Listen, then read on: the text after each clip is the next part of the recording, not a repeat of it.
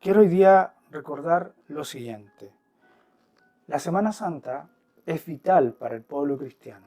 Primero, recordar que en un día X de esta semana, que podría haber sido el domingo pasado, por ejemplo, ingresó a Jerusalén el rey de los judíos, aclamado, esperado. Se hizo mucho alboroto. La historia cuenta de que palmeras o hojas de palma se tiraban en el suelo, mantos, etc. Como haciendo de alguna manera o simbolizando de alguna manera una alfombra, porque hacía su arribo el rey de los judíos, que así es nominado Jesús. Luego en esa misma semana hay muchos cambios, porque de lunes a miércoles o de lunes a jueves aproximadamente, ¿sí? Vemos a un Jesús que es ahora condenado, y también condenado no solamente por el Imperio Romano, sino que también por su pueblo, el pueblo de Israel. Después de haber sido aclamado como rey, después fue literalmente condenado como una persona que causaba división, una persona que estaba en contra del momento, en contra de los parámetros, que estaba a favor de los esclavos, que estaba a favor de la minoría, a favor de todos los despreciados y desechados. Entonces, ¿qué nos hace a nosotros pensar esta semana? No es solamente para dejar de comer algo o comer otra cosa. No, esta semana es un poco más allá. Es para reflexionar, pensar qué significa Jesús para nosotros. Hemos conversado, por ejemplo, la importancia que tiene Jesús en la historia de la humanidad, que marcó la historia del hombre en dos partes, en un antes y un después. Pero también hemos hablado acerca y hemos recordado acerca de esa primera Pascua. Y en este momento, lo más importante de todo esto es que Jesús es acusado de sedición. O sea, entra literalmente a, por así decirlo, ese lugar de todos los condenados, de todos los malhechores. Él es acusado de sedición. Es acusado de querer levantar un complot contra el pueblo dominante que era el Imperio Romano. Se me vienen a la mente muchas cosas para poder conversar con ustedes, pero quiero contarte de que Jesús fue acusado falsamente.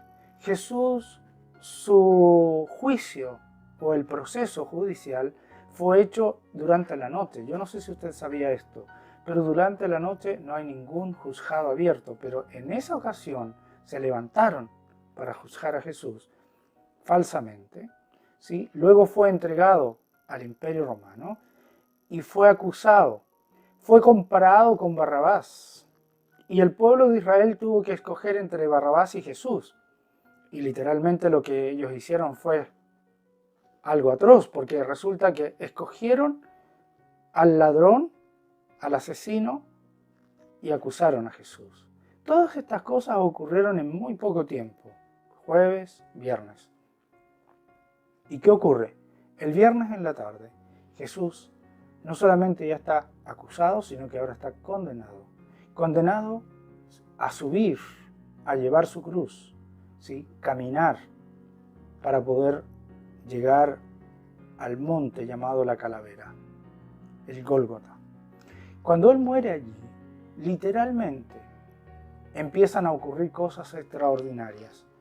Bueno, hay muchas cosas extraordinarias que ya habían ocurrido durante su vida. Ustedes saben la historia de Jesús, todas las sanidades que hizo, todos los milagros que hizo. Pero cuando Jesús muere, hay eventos especiales. Y uno de ellos es justamente que la cortina o el tapiz que cubría el lugar santo y el lugar santísimo en el templo de los judíos, ese día, a la hora que muere Jesús, se rasgó en dos partes. ¿Qué quiere decir esto? Para nosotros es simbólico. Para nosotros los cristianos esto es muy simbólico. ¿Por qué? Porque a ese lugar santísimo ingresaba solo el sumo sacerdote una vez al año para pedir perdón por nuestros pecados. Una vez que está rasgado el velo, en dos partes, quiere decir entonces que ahora tú y yo podemos ingresar confiadamente. Y de hecho hay un texto bíblico que dice que nosotros podemos llegar al trono. Eso está en el libro de Hebreos capítulo 4. Podemos llegar al trono de la gracia y podemos hacerlo confiadamente. Ya no necesitamos otro intermediario, solamente Jesús. Esto es importante. Estos son eventos importantes, son momentos que nosotros, como cristianos, debemos recordar. Y para ir terminando, quiero contarte que no solo se rasgó el velo en dos. Dice que Jesús resucitó un día domingo, como hoy, un día X, cualquiera, como hoy. Resucitó entre los muertos. Por eso es que yo les digo a ustedes, a todos ustedes que nos están escuchando en esta hora, puedes acercarte confiadamente al trono de la gracia y alcanzarás misericordia. El sacrificio de Cristo para nosotros no es solamente un sacrificio que no tiene, o que es parte de la historia y que no tiene mucho valor. Para nosotros tiene un valor grande, enorme, porque a través de ese sacrificio nosotros podemos ingresar al trono de Dios confiadamente. Jesús resucitó de entre los muertos. Su cuerpo no está allí. Algunos fueron acusados que habían robado el cuerpo de Jesús. Pero cuando Él resucita, hubieron testigos oculares. Hubieron hombres, mujeres y en especial, quiero recordar en esta hora, a los discípulos, a los apóstoles, que ellos fueron testigos de ver a Jesús resucitado. Sí, algunos lo confundieron con un fantasma porque Jesús ingresó a la habitación donde estaban y no usó la puerta, sino que traspasó la pared. ¿Por qué? Porque estaba con un cuerpo glorificado, con un cuerpo espiritual. Es lo que nosotros creemos por lo que dice la Biblia. Y en esta hora, ya para terminar, quiero decirte que Jesús a nosotros nos da la llave de la vida. ¿Sabes por qué? Porque Él es el único líder religioso en el mundo que murió y ha resucitado. No hay ninguna otra tumba en el mundo que esté vacía, solo la tumba de Jesús. Por eso es que para nosotros es tan importante la Semana Santa. Todas estas reflexiones de estos días están basadas justamente en esa pregunta que me hicieron.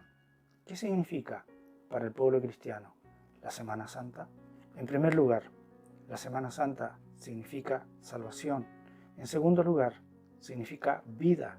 Y en tercer lugar, es la máxima manifestación del amor de Dios, de la gracia de Dios y del reino de Dios para nosotros de parte de Dios.